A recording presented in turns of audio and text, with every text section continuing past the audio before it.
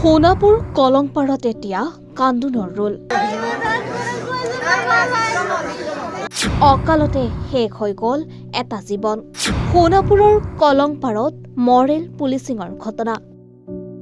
সোণাপুৰৰ কলংপাৰত মৰেল পুলিচিঙৰ নামত সংঘটিত এক ভয়ংকৰ আক্ৰমণ। ৩জন যুৱকৰ প্ৰহাৰত প্ৰাণ গ'ল বাপন পাল নামৰ এজন যুৱকৰ।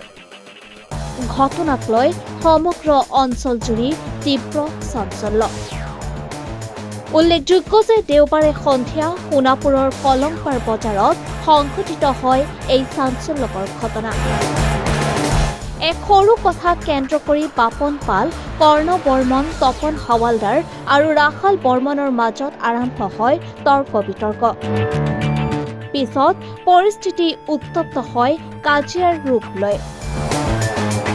অভিযোগ অনুসৰি কৰ্ণ বৰ্মন নামৰ যুৱকজনে কাঠৰ বাটামেৰে বাপন পালৰ মূৰত প্ৰহাৰ কৰে আৰু সেই আঘাতত গুৰুতৰভাৱে আহত হয় বাপন পাল। স্থানীয় লোকে ততাতৈয়াকৈ বাপন পালক চিকিৎসাৰ বাবে গুৱাহাটী চিকিৎসা মহাবিদ্যালয় হাস্পতাললৈ প্ৰেৰণ কৰে। কিন্তু চিকিৎসাধীন অৱস্থাতেই GMCHত মৃত্যু হয় যুৱকজনৰ। ইফালে এই সমগ্ৰ ঘটনাৰ মূল মাষ্টাৰ মাইণ্ড তপন হাৱালদাৰ বুলি স্থানীয় ৰাইজে অভিযোগ উত্থাপন কৰিছে। ঘটনাৰ পিছতে সোণাপুৰ আৰক্ষীয়ে এজন অভিযুক্তক আটক কৰি তদন্ত অব্যাহত ৰাখিছে। আজি সোণাপুৰ কলংপাৰত উপস্থিত হ'ল বাপন পালৰ মৃতদেহ। এতিয়া ঘৰখনত উঠিছে কান্দোনৰ ৰোল।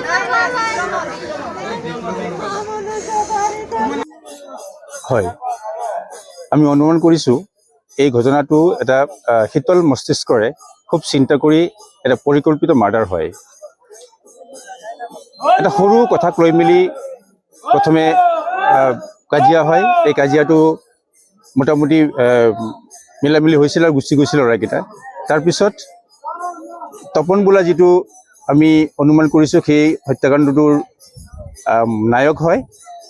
এওঁ প্লেনিং কৰি মেলি কৰ্ণ যিজনক ব্যৱহাৰ কৰিছে, কৰ্ণক মাতি আনি এই বাপন পাল যিজন ল'ৰা হত্যাকাণ্ড হৈছে, এই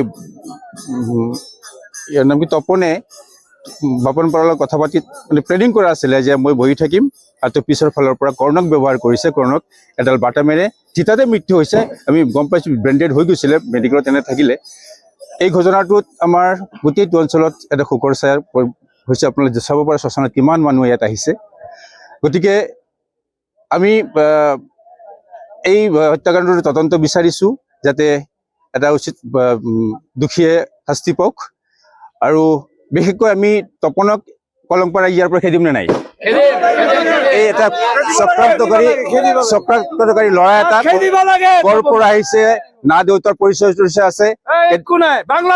কেইদিনমান আগত আহি ইয়াত আমাৰ পূজাত দুৰ্নীতি কৰি মেলি ৰাইজে ইয়াৰ পৰা খেদি দিছিলে। তেওঁৰ মিছেছক লৈ গুৱাহাটীত ভাড়াঘৰত থাকেগৈ। সি আহি মেলি এই চক্ৰান্তবোৰ কৰি আমাৰ স্থানীয় ল'ৰাকেইটাক ফুচলাই মেলি মদ চদ খুৱাই মেলি সিদিনাখনো পাৰ্টি খুৱাই আহি উত্তেজিত কৰি এই দুৰ্ঘটনা কৰিছে। যিজন ল'ৰা মৰিছে তেওঁ যিকোনো অনুষ্ঠানতে জিলিকি থাকে, একদম বিহু হওক, আমাৰ যিকোনো সাংস্কৃতিক অনুষ্ঠান হওক, এই বাপন বোলা ল'ৰাজন একদম চকুৰ আগত থাকে। আমি মৰ্মাহিত হৈছোঁ আৰু আমি আপোনাৰ যোগেৰে এই ভিডিঅ'ৰ যোগেৰে আমি প্ৰশাসন বিভাগক অনুৰোধ জনাম যাতে দোষীয়ে কোনো পধ্যেই মানে হাৰি যাব নোৱাৰে। আমি ফাঁচিৰে দাবী কৰোঁ। এই এনেকুৱা ঘটনা যাতে এটা উদীয়মান যুৱক মাত্ৰ ৩৫ বছৰ হৈছে, ডেকাজনক বেক চাইডৰ পৰা পিছৰ ফালৰ পৰা আক্ৰমণ কৰি মাৰিছে। ল'ৰাজনে যে সন্মুখৰ ফালে মাৰিলেহেঁতেন আমি জানোৱেই হাৰি যাব নোৱাৰিছিলে। গতিকে এটা গুপ্ত ঘাতকৰ নিচিনা হৈছে আৰু আমাৰ এই অঞ্চলটোত এটা শোকৰ বিৰাজমান কৰিছে। হয়, এনেদৰে অমানৱিক কাণ্ড পুনৰাবৃত্তি নহ'বৰ কাৰণে আপোনালোকে প্ৰশাসনক অৰ্থাৎ চৰকাৰক কি অনুৰোধ? আমি চৰকাৰক প্ৰবল দাবী জনাম যাতে দোষী শাস্তি পায় আৰু দৃষ্টান্তমূলক শাস্তি হওক। লগতে আমি সমগ্ৰ ৰাইজে একগোটিত হৈ আমাৰ যিখিনি ইয়াত দুৰ্নীতি কাম আছে আমিও একজোট হৈ মেলি নিৰ্মূল কৰাৰ আমি প্ৰচেষ্টা কৰিব লাগিব। ঠিক আছে, আপোনালোকে কিমান সময়ৰ ভিতৰত আপোনালোকৰ এই যিটো অমানৱিক কাণ্ড হৈ গ'ল, যিটো পৰিয়ালবৰ্গই ন্যায় পাওক বা ৰাইজে ন্যায় পাওক আপোনালোকে বিচাৰিব? আমিতো বিচাৰোঁ ফাষ্ট ট্ৰেকত আহক, অতি সোনকালেই বিচাৰখন হওক 3 বছৰ তাৰিখৰ পৰা তাৰিখ নহওক আমি অনুৰোধ জনাম প্ৰশাসনক যাতে অতি সোনকালেই এই বিচাৰ হয় আৰু দোষীয়ে শাস্তি পাওক।